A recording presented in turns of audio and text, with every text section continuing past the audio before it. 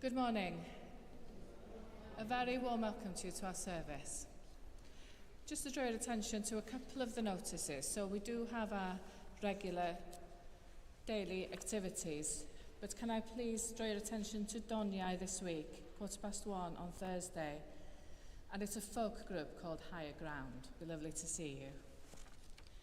Also, over the page, just to remind you that we are having a congregational meeting. So we've decided on May the 7th at 5:45, but there will be evensong at 5:15. So you're welcome to come for evensong or to come for just the congregational meeting.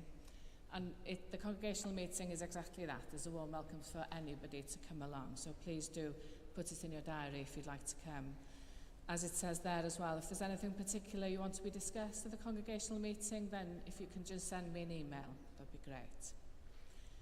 Also, as you know, last week we were telling you about some of the training we had as a staff, and that we'd had training on the Dignity Charter, and we've kept copies of the Dignity Charter at the back if you want to have a look. And we also this week had training on whistleblowing.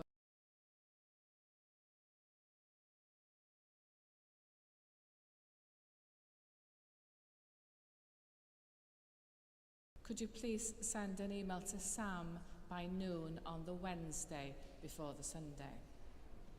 And then the final thing I just wanted to raise was we've sent a notice out to everybody whose email we have, and if we don't have your email address, if you can write it down and give it to me, I'll send you the notice. But essentially, we've been able to negotiate with the diocese about the parking, that for the time being, the barrier will be open all the time. During Sundays and any sort of medium or small events in the cathedral, the barrier will be open. Don't worry about getting out.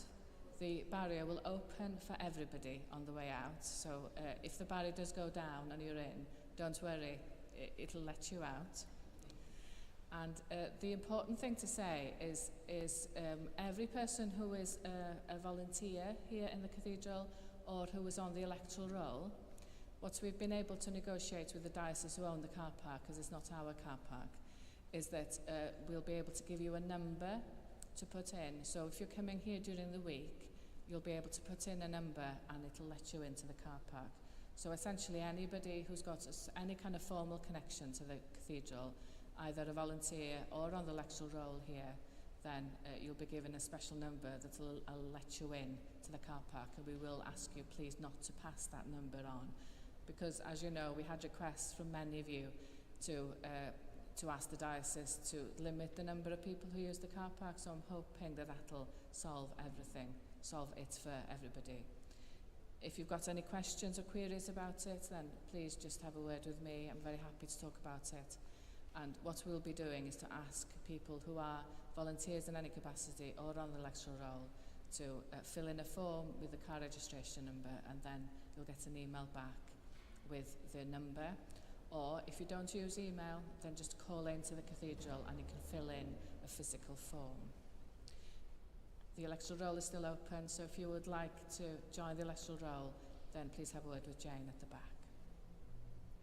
So today it's Good Shepherd Sunday, so we'll now spend a few moments preparing ourselves for our worship.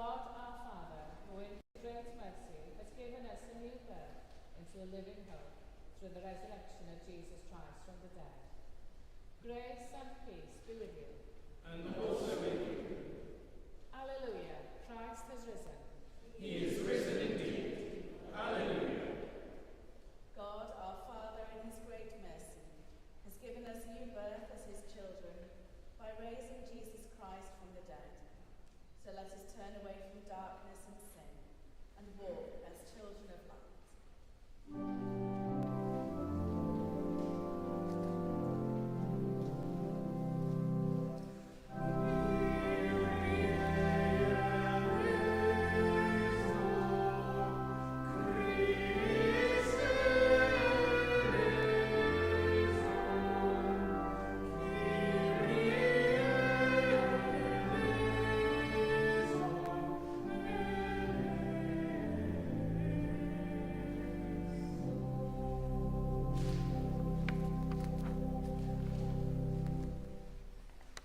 Heavenly Father, we have sinned in thought, word and deed, and have failed to do what we ought to have done.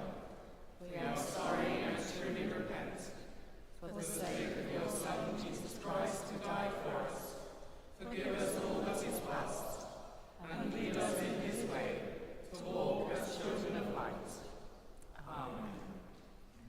Almighty God, who forgives all who truly repent, have mercy on you, and set you free from sin, strengthen you in goodness, and keep you in eternal life. Through Jesus Christ our Lord. Amen.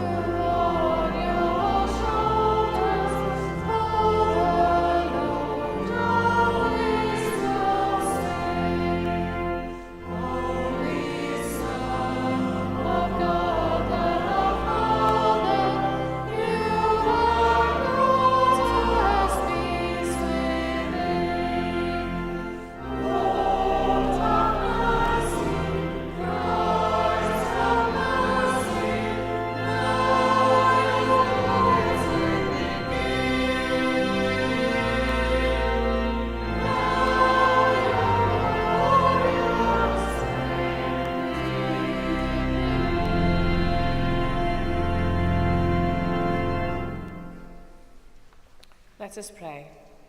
Almighty God, whose Son Jesus Christ is the resurrection and the life, raise us who trust in him from the death of sin to the life of righteousness, that we may seek those things which are above, where he reigns with you in the unity of the Holy Spirit, one God, now and forever.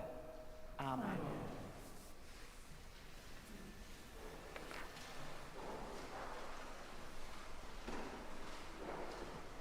Thank you.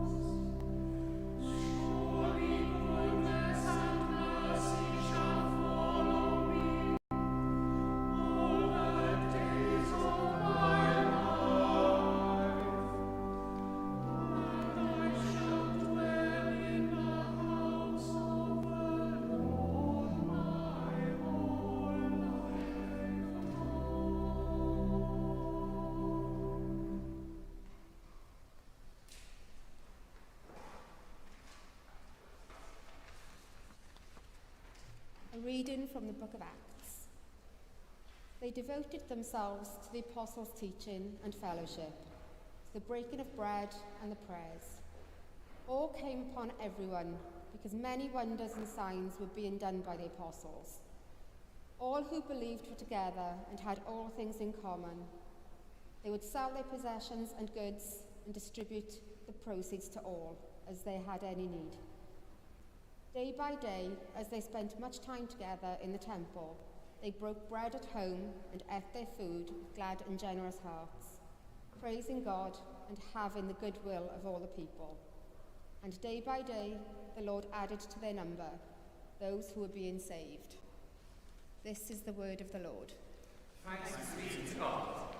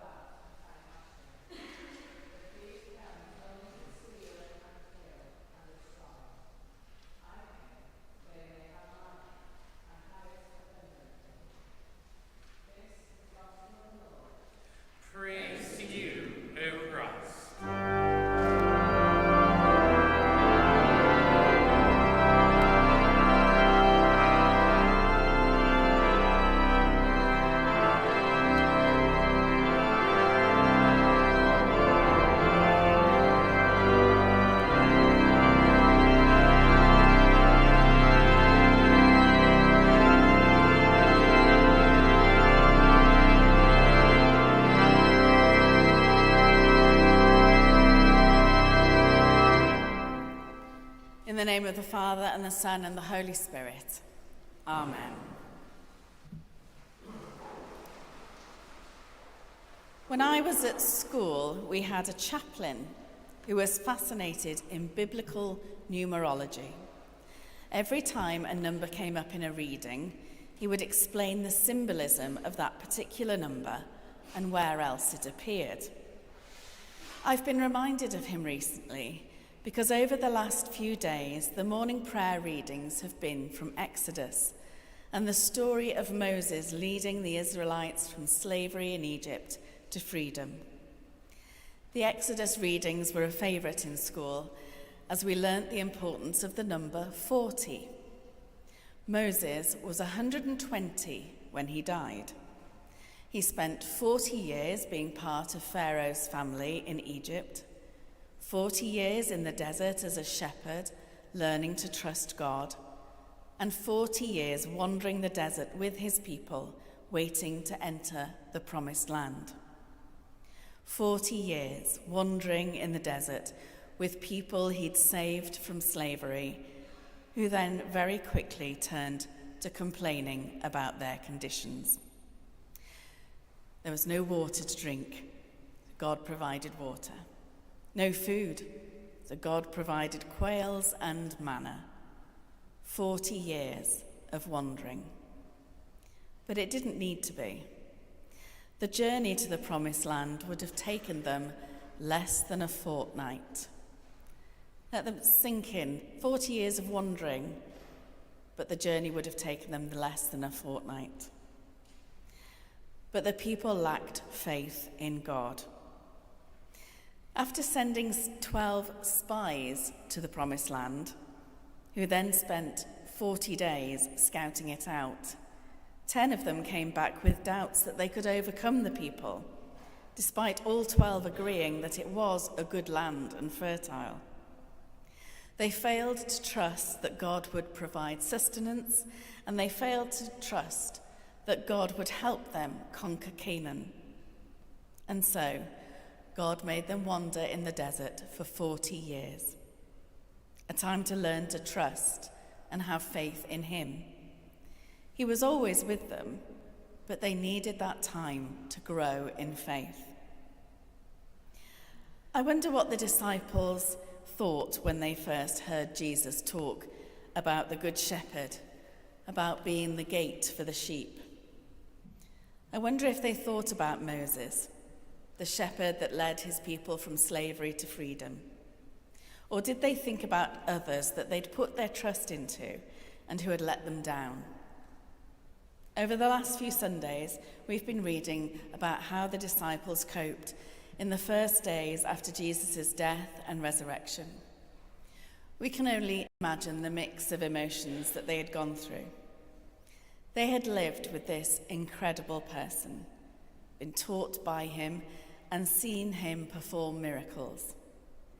They must have thought, at least for a while, that they were invincible. The sick could be healed, the crowds fed, and even the religious authorities were amazed at Jesus' teaching. He had even raised his friend Lazarus from the dead. He was the promised Saviour. The triumphal entry into Jerusalem must have raised their spirits to new heights. This was the time. This is when all would come to fruition. And of course it was, but not as they expected. So the shock of the crucifixion and the horror of their own reactions must have thrown them into disarray. Where had it all gone wrong? We heard that in the words of the disciples as they were on their way to Emmaus last week. We had hoped that he was the one to redeem Israel, a hope that they thought they had lost. Until they saw Jesus once again, at the tomb, in the upper room, on that road to Emmaus, and even cooking breakfast on the beach. What were they experiencing now? What on earth was going to happen next? I imagine the disciples in these times sitting around a campfire or huddled together in a room, retelling their story. What had Jesus told them? Do you remember the time when he said that he was the Good Shepherd? What do you think he meant? There are times in our own lives when we look back and wonder, what on earth just happened? And how did it happen? Where is God in all this? The world at the moment is a place that seems out of control. Old certainties seem to have disappeared overnight.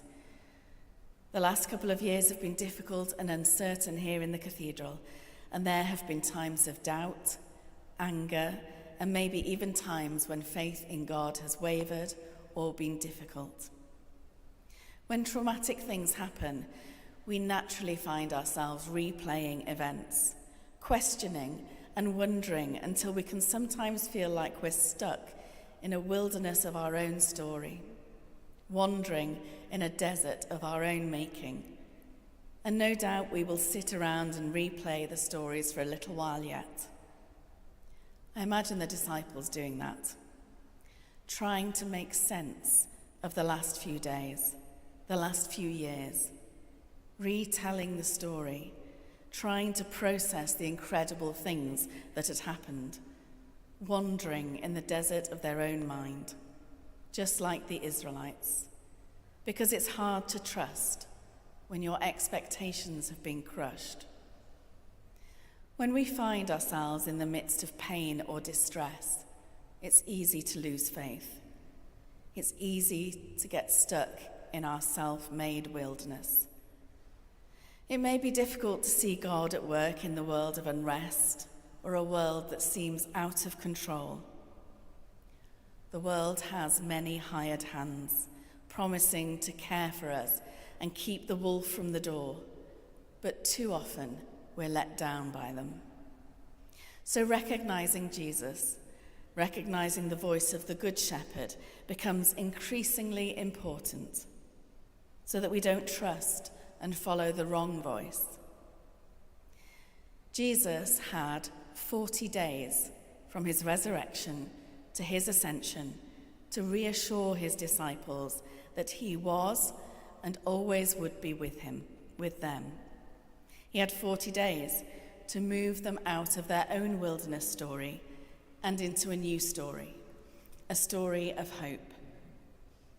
As we move forward, what stories will be important to us? Will we get stuck in those wilderness stories, or will we be able to hear the voice of the Good Shepherd leading us to the promised hope? I hope that we will tell those stories where love was acted out, those stories where care was shown for others, where reconciliation was sought for and received, and we remember the lessons that we've learnt along the way. Because by remembering those stories, we will recognize God. By connecting the scriptures with our lives, we begin to recognize Jesus more. And so let us pray. Lord God, help us to recognize you in the everyday and the extraordinary.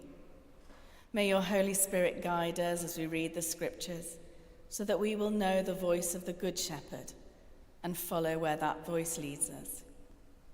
And may our wilderness wanderings be short and few as we learn to trust in you. Amen.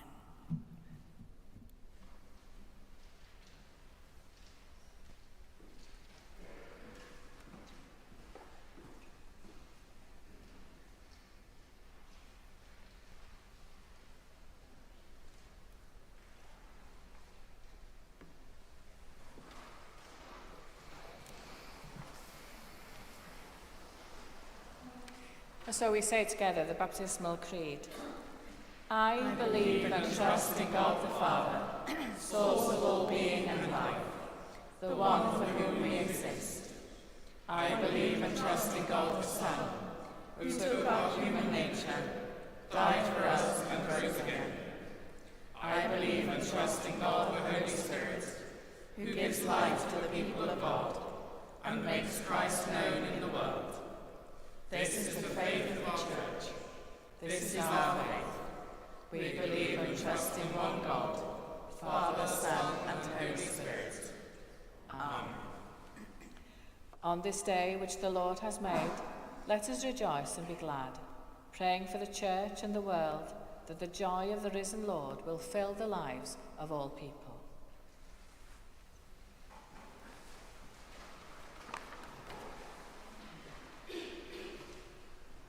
In the spirit of truth and righteousness of life, let us join in prayer. God of generosity and love, help us to give to you and to others as have been given to us. Help us to use our voices to speak out against injustice in the world and to seek the way of peace.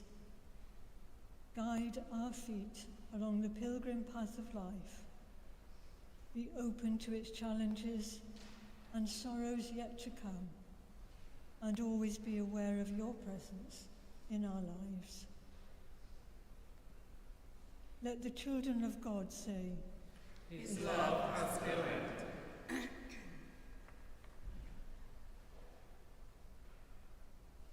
guide your church to preach your word to all, that your saving grace may be heard and received across the world. We pray for the future of the church in Wales, for the ministry of our cathedral church and Eglwys y Groes, and for all who lead them. We pray for Archbishop Cherry, Dean Manon, Canon Tracy, Canon Angela, Neville and Andy, as they work to grow your church. Let the children of God say, His love has no end. we pray, Lord, for the healing of all that mars the perfection of your world. We give you thanks for your creation and for the boundless gifts which you have bestowed upon us. May we protect its fragility and assure its prosperity for future generations. Let the children of God say, His love has no end. we pray for our broken world. Strengthen in the leaders of today a sense of justice, respect, and understanding. Turn the hearts of the aggressors that they may use their strength to build up and not destroy. We continue to pray for all victims of war, aggression, persecution, the loss of family, homes and businesses. And we hold in prayer the people of Ukraine, Russia, Sudan, Iran, and all the Middle East, and pray that peace may return to these lands. Let the children of God say, His love has no end. God of light and renewal, we give thanks for the gift of your presence in our lives. We ask you to lay your hands on those who are sick in mind, body, or spirit. Ease their distress and comfort them.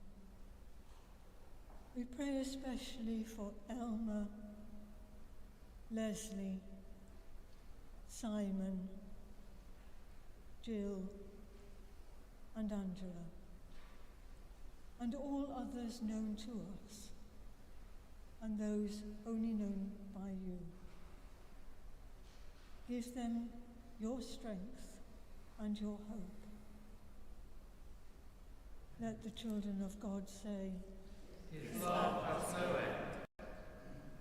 God of salvation, whose death and resurrection gave to us the hope of eternal life, take to yourself all who have died in your faith and fear. We pray for those who have died recently, and remember especially Gillian Briggs. We pray for those who will die this day, and those whose anniversary falls at this time. Rest eternal grant unto them, O Lord. And let light perpetual shine upon them. May they rest in peace. And rise in glory. On this day which the Lord has made, let us rejoice and be glad, praying for the church and the world, that the joy of the risen Lord will fill the lives of all people. Amen.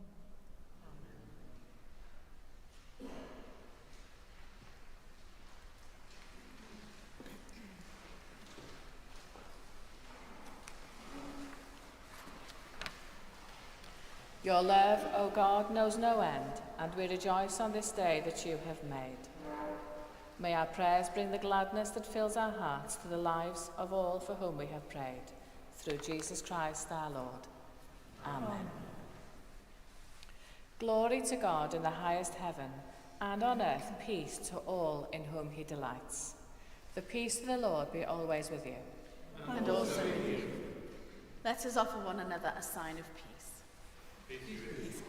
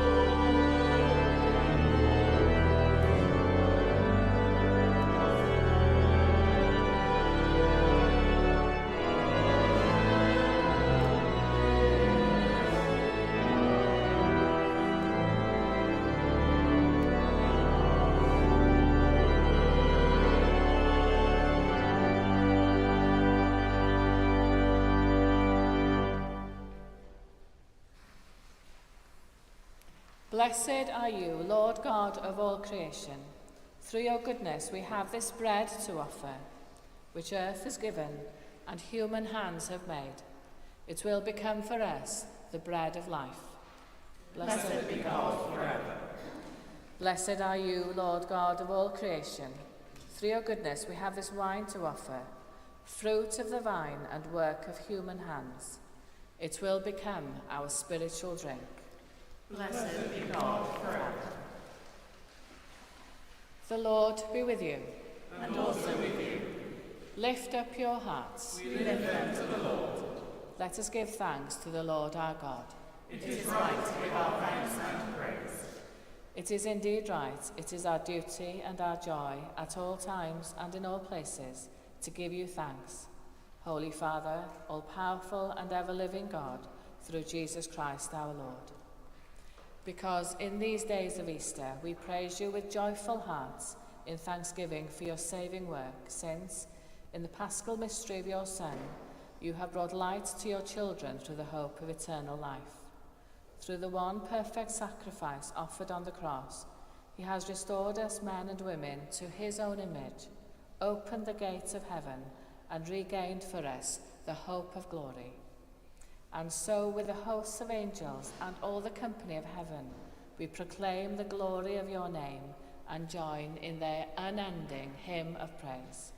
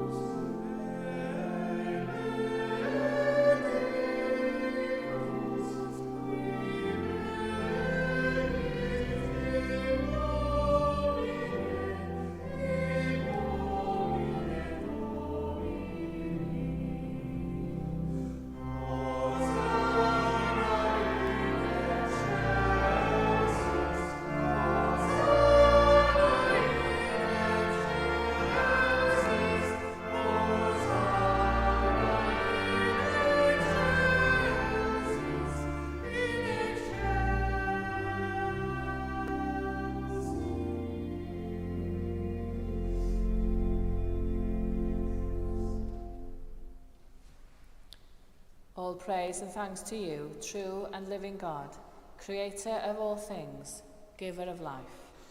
You formed us in your own image, but we have marred that image and fall short of your glory.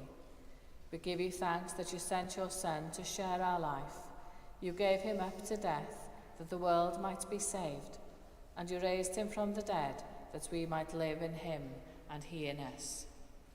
Sanctify with your Spirit this bread and wine, your gifts to us, that they may be for us the body and blood of our Saviour, Jesus Christ.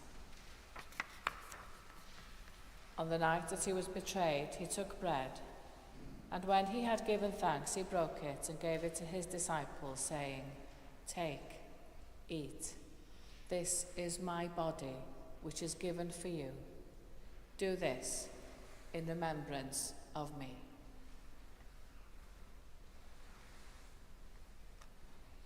In the same way, after supper, he took the cup, and when he had given thanks, he gave it to them, saying, "Drink from this, all of you, for this is my blood of the new covenant, which is shed for you and for many for the forgiveness of sins. Do this as often as you drink it, in remembrance of me." Let us proclaim the mystery of faith. Christ has died, Christ is risen, Christ will come in glory. As he has commanded us, Father, we remember Jesus Christ, your Son, proclaiming his victorious death, rejoicing in his resurrection, and waiting for him to come in glory. We bring to you this bread, this cup. Accept our sacrifice of thanks and praise. Restore and revive your people. Renew us and all for whom we pray with your grace and heavenly blessing. And at the last receive us with all your saints into that unending joy promised by your Son, Jesus Christ our Lord. Through him, with him, in the unity of the Holy Spirit, all honour and glory are yours, Almighty Father, forever and ever. Amen.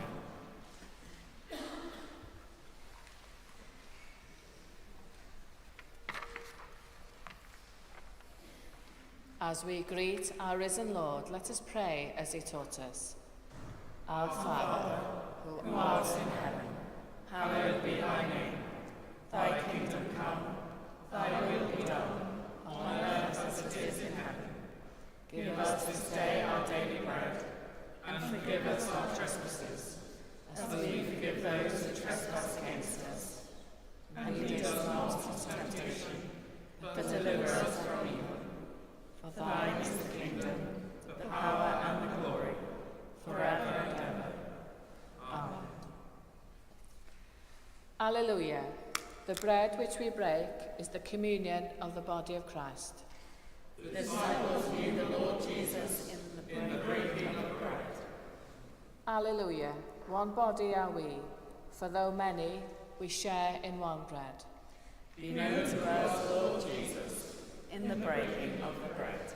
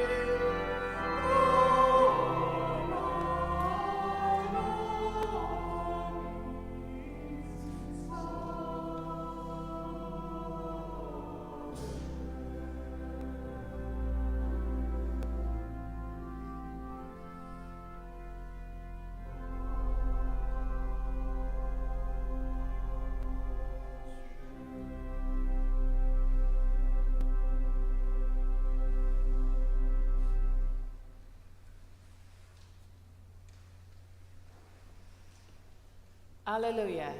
Christ our Passover is sacrificed for us.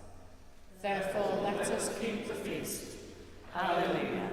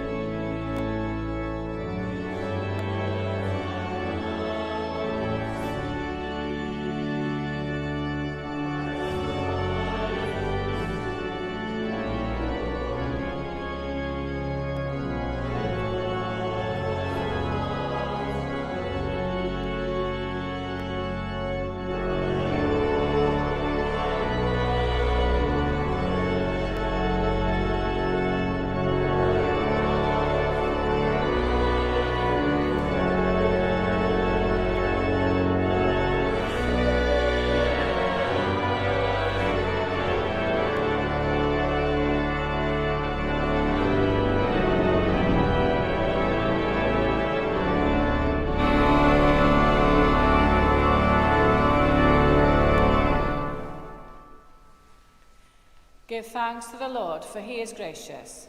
His love is everlasting. God of truth, we have seen with our eyes and touched with our hands the bread of life. Strengthen our faith that we may grow in love for you and for each other. Through Jesus Christ, our risen Lord. Amen. Before our final blessing, some banns of marriage. I publish the banns of marriage between Charlotte Collins-Jones of Brodignol and Christopher Roberts of Brodignol. If any of you knows cause or just impediment why these two persons should not be joined together in holy matrimony, you are to declare it. And this is the third time of asking.